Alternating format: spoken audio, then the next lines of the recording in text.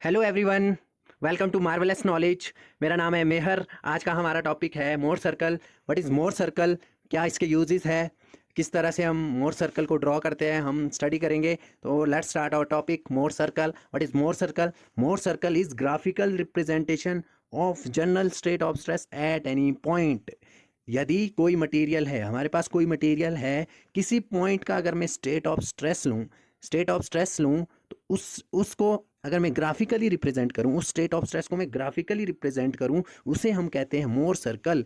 मोर circle graphical method है state of stress को represent करने का। और मोर सर्कल की हेल्प से हम principal stresses, maximum shear stresses, normal and tangential stresses को किसी भी गिवन प्लेन की कैलकुलेट कर सकते हैं मोर सर्कल की हेल्प से। Late us suppose any arbitrary body, एक कोई भी आर्बिट्ररी बॉडी है, जैसे यहाँ पे दी गई है। ओके, ये एक आर्बिट्ररी बॉडी है, इसमें फोर्सेस लगी है, डिफरेंट डिफरेंट डायरेक्शन में फोर्सेस लगी है। इन फोर्सेस की वजह से क्या होगा, एक्स वाई और जेड डायरेक्शन में फोर्सेस इंड्यूस होगी, स्ट्रेसेस इंड्यूस्ड होगी, इंटरनल स्ट्रेसेस इंड्यूस होगी। If I take in infinitesimal small point, यदि मैं इससे एक छोटा सा पॉइंट लूँ और उसमें स्टेट ऑफ स्ट्रेसेस पढ़ूँ, तो 3D में पढ़ रहा हूँ तो इसमें टोटल 9 स्ट्रेस एलिमेंट होते हैं हर एक एक्सिस में। एक्स डायरेक्शन में 3, वाई में भी 3, जेड में भी 3। 3D स्ट्रेस टेंसर कहते हैं इसे। और ये एक प्लेन में, किसी एक प्लेन में एक नॉर्मल स्ट्रेस होती है और 2 शेयर स्ट्रेसेस होती है। ये 3D स्ट्रेस टेंसर होता है। अगर इसको मैं ग्राफिकली रिप्रेजेंट करूं तो उसे हम मोर सर्कल बोलते हैं। पर हम 2D स्ट्रेस, अगर हम 2D स्ट्रेस टेंसर को पढ़े तो 2 प्लेन होते हैं एक्स एंड वाई, और दोनों में दो दो स्ट्रेसेस होती है, उसको रिप्रेजेंट करते हैं। 2D स्ट्रेस एलिमेंट को जब हम रिप्रेजेंट करते हैं ग्राफिकली, उससे हम कहेंगे this slide, this is 2D stress element, 2D stress tensor. अगर हम इसको ग्राफिकली रिप्रेजेंट करेंगे, ग्राफ में रिप्रेजेंट करेंगे, उसे हम कहते हैं मोर सर्कल। मोर सर्कल की हेल्प से हम इसको ग्राफ में रिप्रेजेंट करते हैं। ग्राफ हम कैसे प्लॉट करते हैं? वाई एक्सिस में हम लेते हैं shear stress, tau means shear stress, और एक्स एक्सिस में लेते हैं हम नॉर्मल स्ट्रेस, क्योंकि स्ट्रेस एलिमेंट में 2 तरह की स्ट्रेसेस आती है, normal stress and shear stress. X axis में लेंगे हम नॉर्मल स्ट्रेस और वाई एक्सिस में लेंगे हम शेयर स्ट्रेस। अब जो इस स्ट्रेस एलिमेंट में एक्स एक्सिस में स्ट्रेस लग रही है, उसको हम एक्स में प्लॉट करेंगे, क्योंकि नॉर्मल स्ट्रेस कहाँ पे है? एक्स में। Let us suppose this is point of normal stress, and Y वाला point, let us suppose this is point of normal stress in Y axis. इस तरह से हमने 2 पॉइंट्स प्लॉट किए। अब हम इसका सेंटर निकालेंगे, क्योंकि सर्कल है, मोर सर्कल ड्रॉ करना है ना, सर्कल का कुछ ना कुछ सेंटर होगा। लेकिन उससे पहले इसमें शेयर स्ट्रेसेस भी लग रही है। शेयर स्ट्रेसेस कहाँ प्लॉट करते हैं हम? वाई एक्सिस में। वाई एक्सिस कहाँ होगा? या तो ऊपर होगा या तो नीचे होगा। अब प्लस किसको ऊपर, किसको लेंगे, नीचे किसको लेंगे? ऊपर लेते हैं हम प्लस वाली वैल्यू को, नीचे माइनस वाली। अब प्लस कौन सा होता है? Let us suppose this stress element, इस तरह से स्ट्रेसेस लग रही है। ये जो स्ट्रेस है किस तरह से रोटेट करेगी इस एलिमेंट को? क्लॉकवाइज। तो जो क्लॉकवाइज रोटेट करती है उसको हम प्लस लेते हैं, और ये वाली स्ट्रेस कैसे रोटेट करेगी? एंटी क्लॉकवाइज, इसको लेंगे माइनस। तो प्लस किसको लेंगे? जो क्लॉकवाइज रोटेट करेगी, ऊपर को। देख लो सिग्मा वाई वाले के साथ कौन सा है?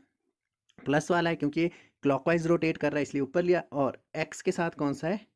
एंटी क्लॉकवाइज वाला, इसलिए इसको हमने नीचे की तरफ लिया। कितना लेंगे? जितनी इसकी वैल्यू है, टाउ एक्स वाई लिया, और इन दोनों पॉइंट को हमने ड्रॉ किया। ओके, जहाँ से पास हुई इसको हम बोलेंगे सेंटर, इसको बोलेंगे centre of Mohr circle. Okay, अब यहाँ से यहाँ तक जो पॉइंट होगा ना, इसको बोलेंगे हम सेंटर। कहाँ से लेकर ओरिजिन से सेंटर तक का distance, sigma x plus sigma y by 2। यहाँ से लेकर यहाँ तक का डिस्टेंस, यही सेंटर है ना।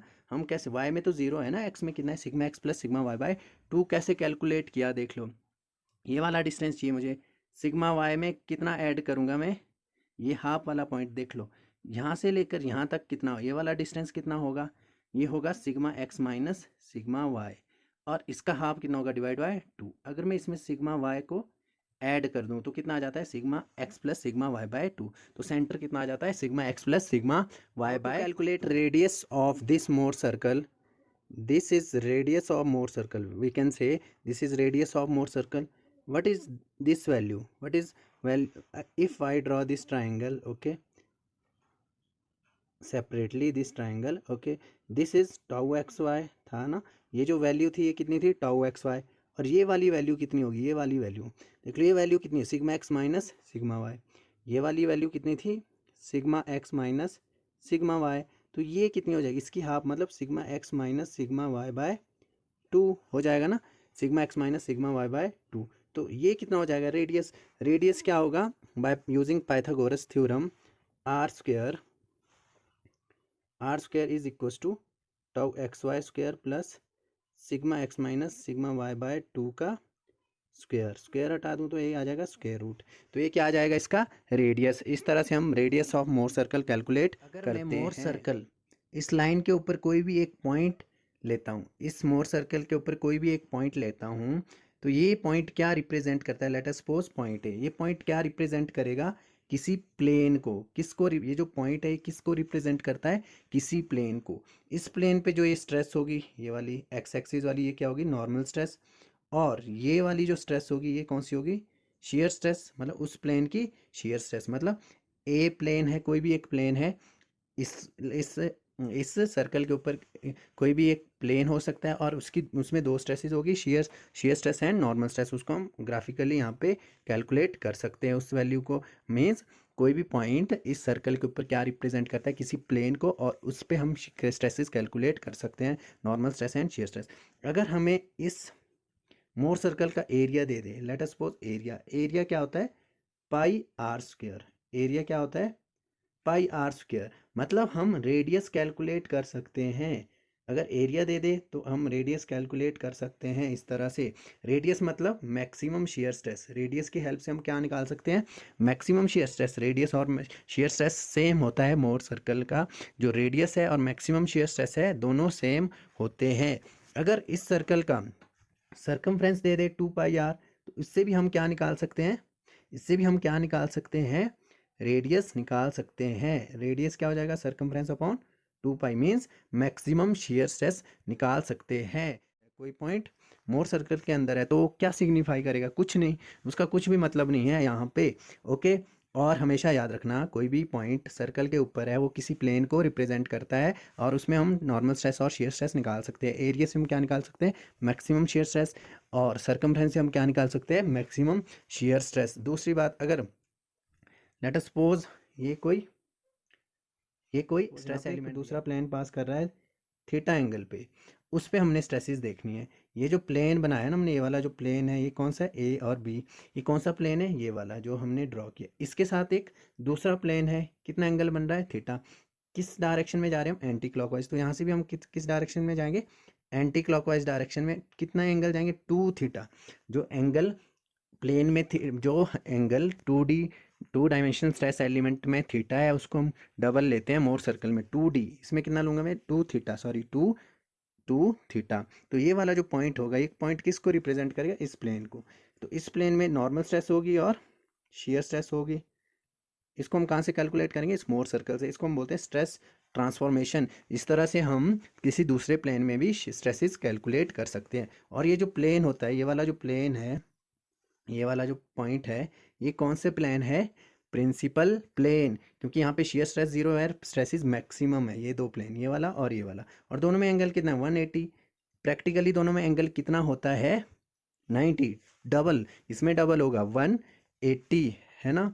ओके, और ये जो एंगल है कितना आ गया, 180। अगर मुझे ये एंगल निकालना हो, लेट अस सपोज मुझे ये वाला एंगल निकालना है, थीटा पी, मतलब प्रिंसिपल प्लेन की लोकेशन निकालनी है, तो कैसे निकालूंगा, 10 थीटा पी से। कैसे निकाल, इसमें 2 थीटा पी होगा, इसमें कितना होगा, 2 थीटा पी। तो अगर मुझे इसकी लोकेशन निकालनी है प्रिंसिपल प्लेन की, तो इसको क्या लिखूंगा, 2 थीटा पी। तो 10 2 थीटा पी कितना हो जाएगा, देख लो ये वाली वैल्यू कितनी थी, sigma x minus sigma y, ये कितना था, टाउ एक्स वाई। तो tau x y upon sigma x minus sigma y. देख लो सामने वाला perpendicular, that is tau x y upon base, base कितना था, sigma x minus sigma y. इस तरह से मैं लोकेशन निकाल, कुछ पॉइंट्स हैं मोर सर्कल के। नॉर्मल स्ट्रेस हम एक्स एक्सिस में प्लॉट करते हैं, शेयर स्ट्रेस हम वाई एक्सिस में प्लॉट करते हैं। एक्स एक्सिस में एब्सिसा एंड वाई एक्सिस में ऑर्डिनेट। ओके, टेंसाइल स्ट्रेसेस को हम पॉजिटिव लेते हैं, कॉम्प्रेसिव स्ट्रेसेस को हम नेगेटिव लेते हैं। Late us suppose this is axis, this is plus x, this is minus x. जो भी माइनस वाली वैल्यू है उसको हम इस कहाँ प्लॉट करेंगे, माइनस एक्स में। जो भी टेंसाइल स्ट्रेसेस है उसको हम प्लस एक्सिस में, प्लस एक्स एक्सिस में प्लॉट करेंगे। शेयर स्ट्रेस जो क्लॉकवाइज जिसकी वजह से क्लॉकवाइज रोटेशन होता है उसे हम पॉजिटिव लेंगे, जिसकी वजह से एंटी क्लॉकवाइज रोटेशन होता है उसको हम नेगेटिव लेते हैं। ओके। और रेडियस ऑफ मोर सर्कल कैसे कैलकुलेट करते हैं, sigma y minus sigma x, उस तरह से भी लिख सकते हैं हम। क्या लिखा था वहाँ पे देखो, square root of sigma x minus sigma y by 2 का whole square plus tau x y का स्क्वायर। अगर मैं बाहर 1/2 कॉमन ले लूँ तो ये तो बाहर चला जाएगा ना, और यहाँ पे 4 आ जाएगा, तो फॉर्मूला यही बन जाएगा। तो इस तरह से हम radius of Mohr circle calculate करते हैं। और हमेशा याद रखना, अगर एंगल दो पॉइंट्स के बीच में एंगल थीटा है, लेट अस सपोज जो स्ट्रेस एलिमेंट था उसमें जो दो पॉइंट के बीच एंगल था वो थीटा था, और मोर सर्कल में वो एंगल हमेशा कितना होगा, ट्वाइस 2 थीटा होगा, और रोटेशन सेम होगा। मतलब क्लॉकवाइज है एंगल तो क्लॉकवाइज ही रहेगा मोर सर्कल में, अगर एंटी क्लॉकवाइज है तो मोर सर्कल में भी एंटी क्लॉकवाइज ही रहेगा। ओके। अब नेक्स्ट पॉइंट है, जो सेंटर ऑफ मोर सर्कल है वो हमेशा नॉर्मल स्ट्रेस एक्सिस में लाई करता है। ऐसा क्यों होता है, इसके पीछे भी रीज़न है, इसके लिए भी रीज़न है। देखो, अगर late us suppose this is normal stress axis, तो क्या इस तरह से सर्कल बनता ना, और यहाँ पे देख लो नॉर्मल स्ट्रेस एक्सिस में ये वाली जो वैल्यू है ना, या ये वाली इस वाले पॉइंट की वैल्यू इस वाले पॉइंट से कम है। मतलब ये जो प्रिंसिपल स्ट्रेस है, प्रिंसिपल स्ट्रेस तो हमेशा कहाँ रहती है, नॉर्मल स्ट्रेस एक्सिस में। उससे ज़्यादा, प्रिंसिपल स्ट्रेस से ज़्यादा वैल्यू किसी और स्ट्रेस की है। यहाँ देख लो, हमने पढ़ा है मैक्सिमम प्रिंसिपल स्ट्रेस से ज़्यादा किसी मटेरियल में कोई स्ट्रेसेस नहीं होती है, उससे ज़्यादा वैल्यू नहीं होती है किसी की, पर यहाँ पे हो गई। इसीलिए इसीलिए हमेशा जो सेंटर है वो कहाँ लाई करेगा, नॉर्मल स्ट्रेस एक्सिस में लाई करेगा। और सेंटर क्या होता है, sigma x plus sigma y by 2 in x axis and in y it is 0, जो हमने पहले ही पढ़ लिया। ओके। क्या पढ़ा हमने, देख लो, रेडियस, और radius of Mohr circle square root of sigma x minus sigma y by 2 का square plus tau x y का स्क्वायर, इस तरह से निकालेंगे। और सेंटर कैसे निकालते हैं, sigma x plus sigma y by 2 and 0। And अब नाउ नेक्स्ट कंडीशन है pure shear condition. This is pure shear condition. Pure shear condition क्या होती है, ऐसी कंडीशन जिसमें नॉर्मल स्ट्रेसेस जीरो हो, ओनली शेयर स्ट्रेसेस हो, उसे हम बोलते हैं प्योर शेयर कंडीशन। ये जो प्योर शेयर कंडीशन है, ये जो प्योर शेयर कंडीशन है, ये कब आती है, जब हम late us suppose this is shaft, shaft में हम टॉर्क लगाते हैं टी, तो अगर यहाँ से हम कोई भी स्ट्रेस एलिमेंट ले, उसमें सिर्फ शेयर स्ट्रेसेस आती है, नॉर्मल स्ट्रेसेस जीरो होती है।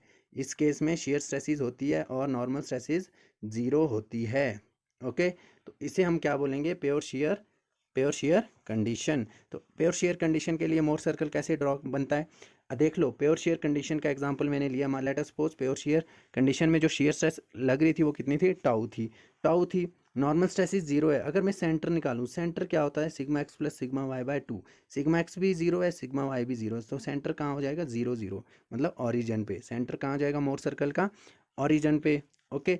अब रेडियस क्या होता है, हाफ सिग्मा, देख लो sigma x minus sigma Y दोनों 0 0 थे ना, 0 0 हो गया 0, प्लस बचा क्या, टाउ एक्स वाई का स्क्वायर, टाउ एक्स वाई का स्क्वायर। इसका स्क्वायर जब हम करेंगे तो क्या आ जाएगा बाहर, टाउ। तो रेडियस कितना आ जाएगा इसका, टाउ। मतलब ये जो वैल्यू आएगी ना, ये कितनी आएगी, टाउ।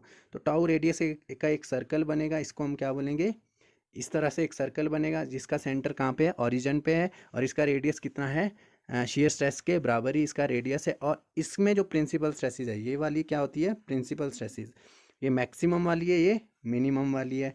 दोनों क्या है इसमें, टाउ है, plus tau and minus tau, सारी सेम होती है। This is pure shear condition. इस तरह से सर्कल बनता है। ओके। सेंटर कहाँ होता है, ओरिजिन पे, और टाउ रेडियस का एक सर्कल बनता है। मैक्सिमम प्रिंसिपल स्ट्रेसेस भी टाउ ही होती है, और मिनिमम प्रिंसिपल स्ट्रेस भी टाउ होती है। किस तरह का बना, इस तरह का मोर सर्कल बना, सेंटर कहाँ था, 0 0, और ये जो वैल्यू थी ये कितनी थी, टाउ, और ये भी कितना है, मैक्सिमम शेयर स्ट्रेस भी टाउ, सब कुछ टाउ रहता है इन प्योर शेयर कंडीशन में। ये एग्जांपल है, देख लो, प्योर शेयर कंडीशन बताया मैंने। जब हम शाफ्ट में टॉर्क लगाते हैं उस समय अगर हम स्ट्रेस एलिमेंट ले तो प्योर शेयर किस तरह का एलिमेंट होता है, प्योर शेयर कंडीशन में होता है। मतलब उसमें नॉर्मल स्ट्रेसेस जीरो होती है, ओनली शेयर स्ट्रेसेस एक्ट करती है। और ये जो टाउ होती है कितनी होती है उसमें, 16 T/πd3, इसकी वैल्यू इतनी होती है, जो हम पढ़ते हैं टॉर्शन वाले चैप्टर में। Okay, this is also example of pure shear condition. Now next is hydrostatic.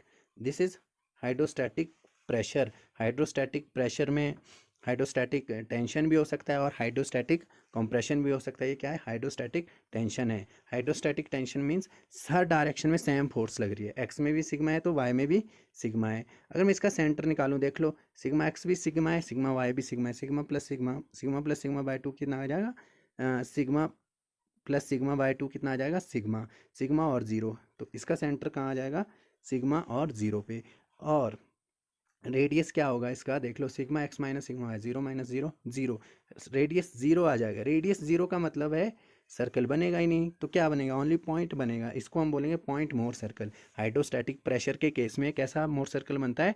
Point more circle बनता है। पॉइंट मोर सर्कल बनता है। हाइड्रोस्टैटिक प्रेशर के केस में कैसा मोर सर्कल बनता है?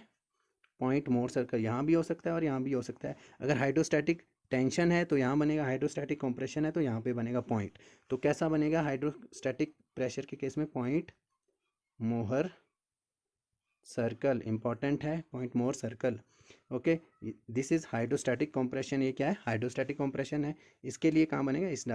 इसमें नेगेटिव एक्स में पॉइंट बनेगा। ओके, और जब हम थिन स्लेंडर और थिन स्पीयर में स्टडी करेंगे, वहाँ पे हम स्ट्रेसेस पढ़ते हैं, डिफरेंट स्ट्रेसेस।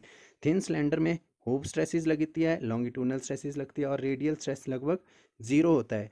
तो यहाँ पे अगर मैं स्ट्रेस एलिमेंट लेता हूँ, देख लो, लॉन्गिट्यूडनल डायरेक्शन में लॉन्गिट्यूडनल स्ट्रेस होती है। ये जो स्ट्रेस एलिमेंट है इसकी लॉन्गिट्यूडनल सिग्मा एक्स एक्स जो है ये कौन सी है? Longitudinal stress. और सिग्मा थीटा थीटा कौन सा है?